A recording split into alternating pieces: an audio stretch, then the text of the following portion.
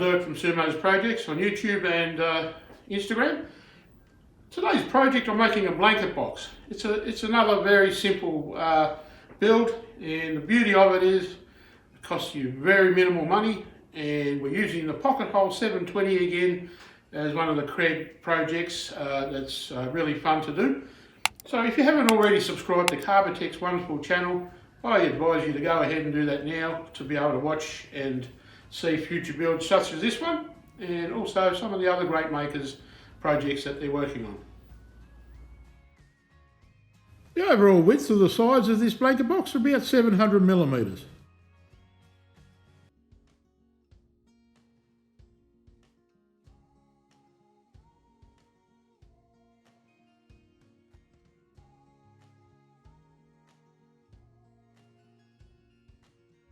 So as for my sides, there you go. I'm going to set them at the width here and the height. That's how I want them. And the only problem is I can't put my slot block here on the T-track of the sled. So what I will do, I'll kiss it up against the blade, and I'll bring my fence in, and then I'll use a clamp and I'll put this there up onto the clamp, and that will then give me a stop point. So let's go ahead and do that now. This is the Kreg 720 pocket hole jig. It's such a welcome addition to my workshop. I love it. We have onboard storage here at the bottom.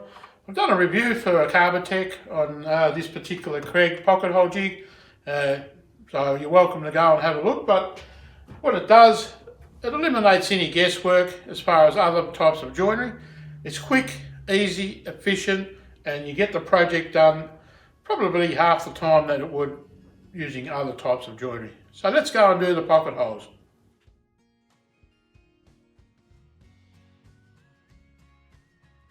This is such a wonderful jig. Once you've actually dialed everything in, and like I have, I've screwed the whole jig to the base.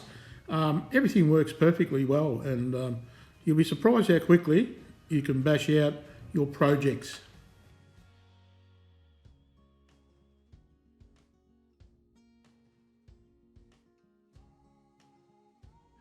To join all the parts together, I've got these nifty little corner clamps. They're really great. They can be, they're auto-max tensioning, so once you sort of place into position where you want the two parts to butt up, using your KISS calibration, tighten them up and you're good to go. And never forget, check square. Pretty good. To drive the pocket hole screws in can sometimes be a little bit tricky as far as if you've got a bit of depth, and so I found this was a little bit of a struggle for me, but I got there at the end. You've got to bite your tongue the right way, and things will resolve themselves. Here's a bottom I made. It drops in, and as you'll see, I'm going to drill pocket holes into this as well. You can have so much fun drilling holes. As I mentioned at the beginning of the program, this blanket box is 700 mils long with a width of 400, and the overall height, once I've added the legs and the lid, will be approximately 500 millimetres tall.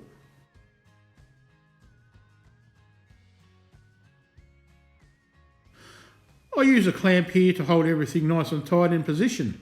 Next part of this job is to cut the lid, which I cut a little bit oversized because it looks a little bit better that way. For the profile, I'm going to use a double Roman OG bit. So, haven't used this one before. Let's see how that looks after we put a profile on.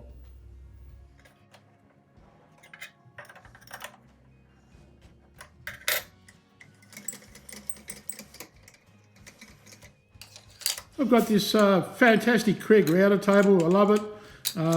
It's a versatile thing to have, just because you've got a flat platform and you can feed your stock through and not have, chance of things moving or wandering around. So running a Triton router, it's got plenty of horsepower. It's a good combination, I think.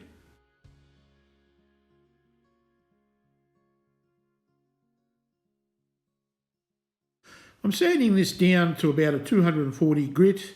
I found that that's satisfactory for this type of build. This panel wood is pre-machined anyway and pretty smooth to start with. So just going over the edges so there's no sharp edges or corners, and we're just about ready to apply a finish. Now I've sort of starting to like these type of oils. These are flooring oils.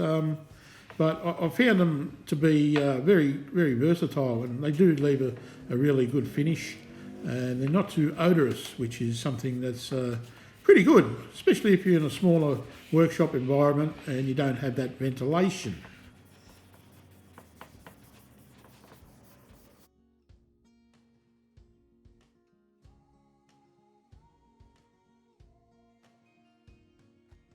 So I sort of find when you're getting up to this stage of any project, you're starting to see the results of what you made, and it's always nice to see that sort of bling and the shine that comes off when applying a finish. That's sort of telling you, well, the effort for the weekend's project was really well worth doing. So pretty happy with this.